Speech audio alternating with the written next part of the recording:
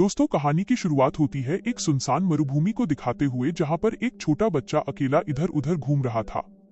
ये एक बहुत ही अजीब स्थिति थी और उससे भी ज्यादा डरावनी और भयानक बात ये थी कि उस बच्चे के हाथ में एक इंसान की उंगली थी जिसे वो चबा रहा था और उसे खाने का प्रयास कर रहा था।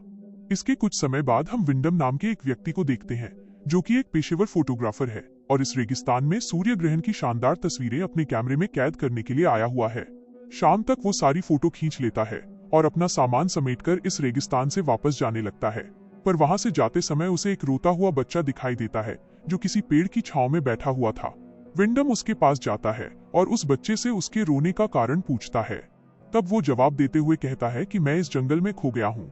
ये सुनकर विंडम को उस बच्चे पर काफी दया आती है, इसलिए वो उसके माता पिता को ढूंढने लगता है। पर इस वीरान रेगिस्तान में उसे दूर दूर तक कोई नहीं दिखाई देता, इसलिए विंडम फैसला करता है कि वो इस बच्चे को अपने साथ ले जाएगा। मगर वो बच्चा विंडम से कहता है कि मेरे मम्मी पापा उस दिशा की ओर गए हैं, और ये कहकर वो उस दिशा में चलने लगता है। न चाहते हुए भी विंडम को उस बच्चे के पीछे जाना पड़ता है। हालांकि वो उस बच्चे को काफी रोकने की कोशिश करता है और उससे कहता है कि वहाँ कोई नहीं है, पर वो बच्चा रुकने का नाम नहीं लेता। उसका पीछा करते करते विंडम अब काफी दूर तक रेगिस्तान के अंदर जा चुका था। फिर वो बच्चा अचानक से रुकता है और विंडम से पानी मांगता है। विंडम उसे पीने के लिए पानी देता है और इधर उधर रेगिस्तान में देखने लगता है, क्योंकि उसे महसूस हो गया था कि वो रेगिस्तान के काफी अंदर आ चुका है और यहाँ से निकलना कैसे है ये भी उसे पता नहीं था। वो बच्चा पानी पीते ही विंडम को एक अजीब सी मुस्कान देकर यहाँ से भाग जाता है, जैसे कि वो यही चाहता था कि विंडम यहाँ पर आए और फंस जाए। आगे होता भी कुछ ऐसा ही है। विंडम को इस रेगिस्तान से निकलने का रास्ता पता नहीं था, जिस वजह से वो यहाँ पर भटक जाता है और चलते चलते अंधेरा भी हो जाता है। इसके बाद विंडम अपने आप को ठंडी हवाओं से बचाने के लिए एक आश्रय ढूंढने का निर्णय करता है और थोड़ी दूर चलने के बाद ही उसे वहां पर एक घर दिखाई देता है जिसमें एक महिला काम कर रही थी। लेकिन वो घर पहाड़ से थोड़ा नीचे था और वहां तक पहुंचने के लिए ऊपर एक सीढ़ी भी लगी हुई थी। विंडम के पास रहने का कोई दूसरा ठिकाना तो था नहीं, इसलिए वो सीढ़ी से घर के अंदर चला जाता है। घर में जाने के बाद वो उसी महिला को देखता है जिसका नाम अलीना था। अलीना थोड़ी अजीब थी, क्योंकि वो विंडम को अपने घर में देखने के बाद भी कोई प्रतिक्रिया नहीं देती और ना ही उससे कुछ पूछती है। पर विंडम उसे अपने बारे में बताते हुए कहता है कि मैं रास्ता भटक गया हूँ, मेरे पास रहने के लिए कोई दूसरा ठिकाना नहीं है। ये सुनने के बाद भी अलीना उसे कोई जवाब नहीं देती और थोड़ी देर बाद विंडम से कहती है कि अंदर आ जाओ और खाना खा लो। विंडम को ये सुनकर थोड़ा अजीब लगता है, पर ठंड से बचने के लिए वो अंदर आ जाता है और खाना खाने के लिए बैठ जाता है। हालांकि वो खाना नहीं खाता। फिर अलीना उसे रात में यहीं रुकने के लिए कहती है और उसे एक कमरा भी दे देती है, जहां विंडम अलीना को कपड़े बदलते हुए देखता है और फिर सो जाता है। अगले दिन विंडम यहाँ से निकलने के लिए दोबारा उसी सीढ़ी के पास जाता है और उसे पता चलता है कि कल रात जिस सीढ़ी से वो इस घर में आया था, आज वो यहाँ नहीं है। यानी कि सीढ़ी अब गायब हो चुकी है और अब जिस जगह पर वो खड़ा हुआ है वो जगह चारों तरफ से ऊंची चट्टानों से घिरी हुई है, जहाँ से बिना सीढ़ी के निकलना असंभव था। इसलिए वो परेशान होकर अलीना के पास जाता है और उससे पूछता है कि कल जो सीढ़ी यहाँ थी वो कहाँ है। इस पर अलीना जवाब देते हुए कहती है कि उन लोगों ने सीढ़ी को तुम्हारे यहाँ आने के बाद हटा दिया होगा। ये सुनते ही विंडम पूछता है कि कौन लोग, जिस पर अलीना कुछ भी जवाब नहीं देती और अपने काम में लग जाती है। आगे हम देखते हैं कि विंडम अब यहाँ से निकलने की कोशिश कर रहा है और उसके हाथ में एक चढ़ाई का हथौड़ा है, जिसके जरिए वो चट्टान पर चढ़ता है। चढ़ते चढ़ते वो काफी थक भी जाता है, इसलिए वो एक जगह लेटकर थोड़ा आराम करता है कि तभी उसे कुछ बच्चों के हंसने की आवाज सुनाई देती है और अचानक से एक बकरे का कटा हुआ सिर नीचे आकर गिरता है, जिसे देखते ही विंडम का पैर फिसल जाता है और वो चट्टान से गिरकर बेहोश हो जाता है। रात में जब विंडम को होश आता है तो वो देखता है कि उसका जो हथौड़ा था, जिसके जरिए वो चट्टान पर चढ़ने की कोशिश कर रहा था, वो उसके पैर में लगा हुआ है, जिस वजह से उसके पैर में बहुत दर्द होता है और वो दर्द की वजह से चीखने चिल्लाने लगता है। विंडम के चीखने की आवाज सुनकर अलीना वहां पर आ जाती है और उसे अपने साथ घर के अंदर ले जाती है। विंडम पूरी रात यही सोचते हुए गुजार देता है कि आखिर वो कौन है जो उसे यहाँ से जाने नहीं दे रहा है। विंडम ये बात अलीना से पूछता है, लेकिन वो उसे फिर से कोई जवाब नहीं देती। विंडम जब थोड़ा ठीक हो जाता है तो वो दोबारा इस जगह से निकलने की कोशिश करता है और उसे चट्टान पर एक लड़का दिखाई देता है। उसे देखते ही विंडम उससे मदद मांगते हुए एक रस्सी लाने को कहता है, पर वो लड़का विंडम से कहकर चला जाता है कि तुम यहीं रुकना, मैं कुछ ही देर में वापस आऊंगा। इसके बाद हम देखते हैं कि लड़का वापस आ गया है और उसके हाथ में एक रस्सी भी है, जिसे वो ऊपर लगे पत्थर से बांधकर नीचे फेंक देता है और विंडम को रस्सी के सहारे ऊपर आने के लिए कहता है। विंडम भी उस रस्सी को अपने पेट पर बांधकर ऊपर चढ़ने का प्रयास करता है, आपको बता दे, अलीना भी ये सब अपने घर की खिड़की से देख रही थी, लेकिन वो इस बार भी चुप रहती है और कुछ भी नहीं कहती।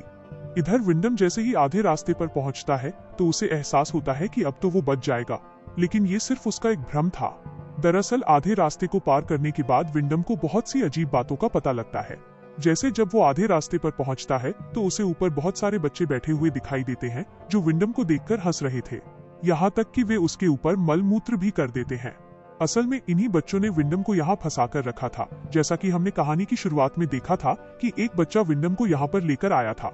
आपको बता दे, उसने ये सब जानबूझकर किया था क्योंकि वो अपने दोस्तों के साथ मिलकर विंडम को फंसाना चाहता था। अब विंडम को ये सच्चाई पता लग चुकी थी, लेकिन वो अभी ऐसी जगह पर लटका हुआ था जहाँ थोड़ी सी भी गलती उसकी जान ले सकती थी। पर वे बच्चे विंडम को परेशान करने के लिए उसकी रस्सी को जोर जोर से हिलाते हैं, जिससे वो हवा में झूलने लगता है। फिर वो अलीना से मदद मांगता है, जिसके बाद अलीना ये सब रुकवा देती है। लेकिन तब तक विंडम का सिर एक चट्टान से टकरा जाता है और वो बेहोश हो जाता है। विंडम को अब लगने लगा था कि वो यहाँ से कभी भी निकल नहीं पाएगा। साथ ही वो ये भी सोचता है कि हो सकता है कि अलीना को भी इन लोगों ने ऐसे ही फंसाया हो, और जब वो यहाँ से नहीं निकल पाई हो तो उसने इसी जगह को अपना घर बना लिया हो। लेकिन अजीब बात ये थी कि ये बच्चे विंडम और अलीना को मारना नहीं चाहते थे, बल्कि वे उन्हें खाना पीना समय पर दिया करते थे, लेकिन यहाँ से जाने नहीं देते थे। अब अगले दिन विंडम वही रेत में सब्जियां उगाने की कोशिश करता है ताकि उन्हें वहां रहते हुए खाने की कमी ना हो। तभी चट्टान के ऊपर एक लेपर्ड नाम का लड़का आता है, जो कि उन्हीं बच्चों के समूह में से एक था। विंडम से पूछता है कि आप क्या कर रहे हैं। इस पर विंडम उसे पौधे उगाने के बारे में बताता है। लेपर्ड विंडम से ये सब सीखने को कहता है। इसी बात का फायदा उठाते हुए विंडम लेपर्ड को अपना दोस्त बनाने की कोशिश करता है और उसे कहता है कि तुम जब चाहो मैं तुम्हें सिखा सकता हूँ। जिसके बाद लेपर्ड चॉकलेट फेंककर वहां से चला जाता है, और फिर वही मिट्टी में विंडम को एक अंगूठी और एक कार की चाबी मिलती है, जो कि इस बात का सबूत था कि यहाँ उससे पहले भी कई लोग आ चुके हैं। इसके बाद विंडम रात में शराब पीने लगता है और अलीना उसे और ज्यादा पीने से मना करती है, पर विंडम उसे बुरा भला कह देता है। जिसके बाद अलीना बिना कपड़ों के ही उसके सामने आ जाती है और चाहते हुए भी विंडम अपने आप को रोक नहीं पाता और दोनों शारीरिक संबंध बना लेते हैं। अब अगले दिन जब विंडम सुबह उठता है तो उसे अपने पौधे टूटे हुए दिखाई देते हैं, जिन्हें ठीक करने में अलीना भी उसकी मदद करती है। और थोड़ी देर बाद लेपर्ड उससे बात करने लगता है, जिस पर विंडम उसे कहता है कि मैं तुम्हें इतनी दूर से कुछ नहीं सिखा सकता। अगर तुम मुझे यहाँ से बाहर निकालते हो तो तुम जो चाहो मैं वो तुम्हें आसानी से सिखा दूंगा। इस पर लेपर्ड डरते हुए विंडम से कहता है कि मैं आपको उन सबके होते हुए यहाँ से नहीं निकाल सकता, पर जब वे लोग यहाँ नहीं होंगे तो मैं आपको बाहर निकालने की कोशिश करूंगा। इन दोनों की बातें अलीना भी सुन रही थी। इतने में यहाँ पर एक बच्चा भी आ जाता है जो इन दोनों की बातों को सुन लेता है और वो लेपर्ड को गुस्से में यहाँ से ले जाता है। अब रात में खाना खाते वक्त अलीना विंडम से कहती है कि वो उसके बच्चे की माँ बनने वाली है, जिस पर वो गुस्सा होते हुए उसे इन सब का जिम्मेदार ठहराता है और कहता है कि ये सब तुम्हारी गलती की वजह से हुआ है, क्योंकि तुम मेरे सामने बिना कपड़ों के आ गई थी। जिस पर अलीना जवाब देते हुए कहती है कि ये सब हम दोनों की वजह से हुआ है। जिसे सुनने के बाद विंडम चुप हो जाता है और उसी रात हम देखते हैं कि वे सभी बच्चे कुछ रहस्यमय अनुष्ठान कर रहे हैं और बहुत ज्यादा गुस्से में हैं। अगले दिन जब विंडम सो रहा होता है तो वो अलीना के रोने की आवाज सुनकर बाहर आता है और ये देखकर हैरान रह जाता है कि लेपर्ड की मृतदेह तार से बंधी हुई हवा में लटक रही है, जिसे उन्हीं बच्चों ने मारा है, क्योंकि उन्हें पता चल गया था कि वह विंडम की मदद करना चाहता था। इधर अलीना मेरा बेटा कहते हुए बुरी तरह से रो रही होती है और तब हमें पता चलता है कि लेपर्ड अलीना का ही बेटा था। इसके बाद समय बीतता है। अलीना विंडम से कहती है कि उसकी वजह से उसका बेटा मार दिया गया और वही उसके बेटे का हत्यारा है। इतना कहने के बाद वो उसे एक पिंजरे में बंद कर देती है, वो भी 9 महीनों के लिए। यानी कि जब तक अलीना अपने बच्चे को जन्म नहीं दे देती तब तक विंडम को उसमें रहना होगा। पिंजरे में रहते हुए विंडम की हालत जानवरों जैसी हो जाती है। हालांकि अलीना उसे खाने पीने को देती है, लेकिन उससे ज्यादा मतलब नहीं रखती, जबकि वो उसके बच्चे का बाप था। एक दिन विंडम चट्टान पर एक लड़की को खड़ा हुआ देखता है और उसे मदद मांगने की कोशिश करता है, लेकिन तभी वे बच्चे आकर उस लड़की को भी मार देते हैं। उसके बाद अलीना खाना लेकर विंडम के पास जाती है और वो उससे कहता है कि तुम ये सब क्यों कर रही हो, या तो तुम मुझे आजाद कर दो या फिर तुम मुझे मार दो। साथ ही वो ये भी कहता है कि मैं तुम्हारे बच्चे का बाप हूँ। इस पर अलीना सिर्फ इतना कहती है कि तुम तो एक कीड़े हो, और फिर वो वहां से चली जाती है। फिर अगले दिन उसके पेट में दर्द शुरू हो जाता है, जिस वजह से वो विंडम को आजाद कर उससे मदद मांगती है। जिसके बाद अलीना को एक बेटी होती है। वो प्यारी सी बेटी को देखने के बाद विंडम सोचता है कि अब वो यहीं पर रहेगा, लेकिन तभी वे बच्चे आकर पीछे से विंडम का गला काट देते हैं, जिससे उसकी मौत हो जाती है।